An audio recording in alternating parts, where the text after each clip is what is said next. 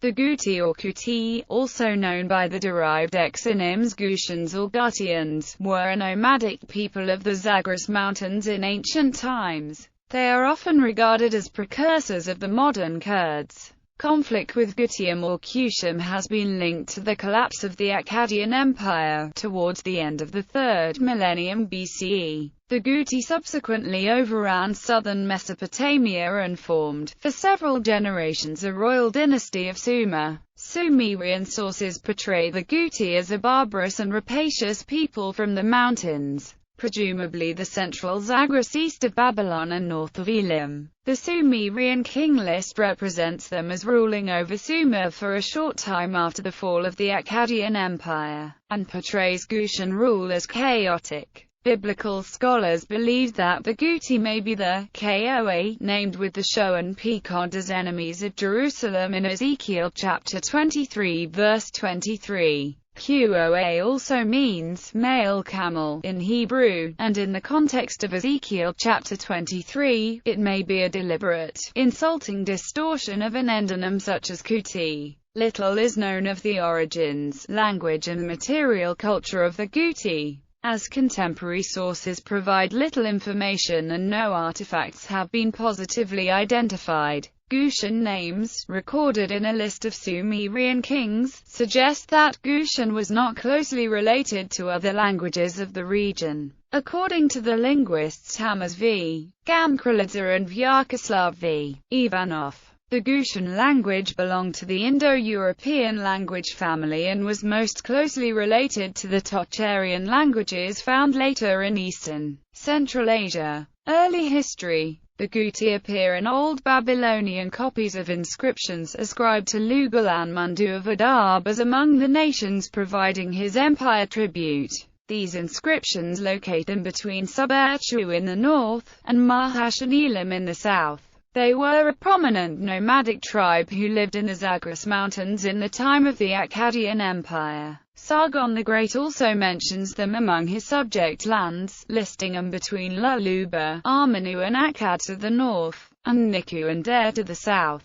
According to one stela, Naram Sin of Akkad's army of 360,000 soldiers defeated the Gutian king Gulan, despite having 90,000 slain by the Gutians. The epic Gutian legend of Naram Sin of a later millennium mentions Gutium among the lands around Mesopotamia raided by Anubanini of Lulubum during Naram Sin's reign. Contemporary year names for Shakali Shari of Akkad indicate that in one unknown year of his reign, he captured Shala king of Gutium, while in another year, the yoke was imposed on Gutium. The Gutian dynasty of Sumer. As Akkadian might went into a decline, the Gutians began to practice hit-and-run tactics on Mesopotamia. They would be long gone by the time forces could arrive to deal with the situation. Their raids crippled the economy of Sumer. Travel became unsafe, as did work in the fields, resulting in famine. The Gutians eventually overran Akkad, and as the king list tells us,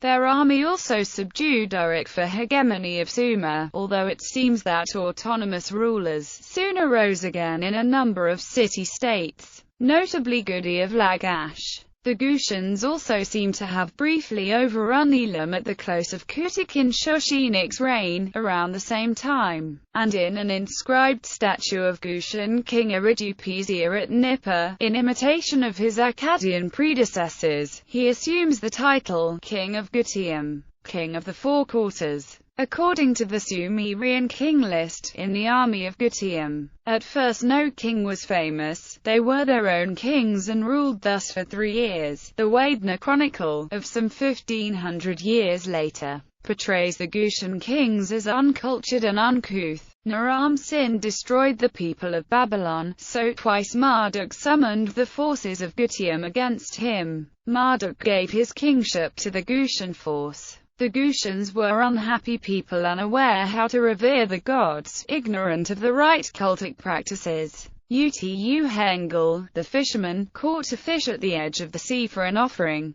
That fish should not be offered to another god until it had been offered to Marduk. But the Gutians took the boiled fish from his hand before it was offered, so by his august command, Marduk removed the Gutian force from the rule of his land and gave it to Utu-Hengel. The Sumerian ruler Utu-Hengel of Uruk is similarly credited on the king list with defeating the Gutian ruler Tiragan, and removing the Guti from the country. Following this, Ur-Nammu of Ur had their homeland of Gutium devastated, though according to one lengthy Sumerian poem, he died in battle with the Gutians, after having been abandoned by his own army. Gutium is a later geographic term. In the 1st millennium BC, the term Gutium was used to refer to the region between the Zagros and the Tigris, also known as Western Media. All tribes to the east and northeast who often had hostile relations with the peoples of lowland Mesopotamia were referred to as Gutian or Guti. Assyrian royal annals use the term Gutians to refer to Iranian populations otherwise known as Medes or Manians, and as late as the reign of Cyrus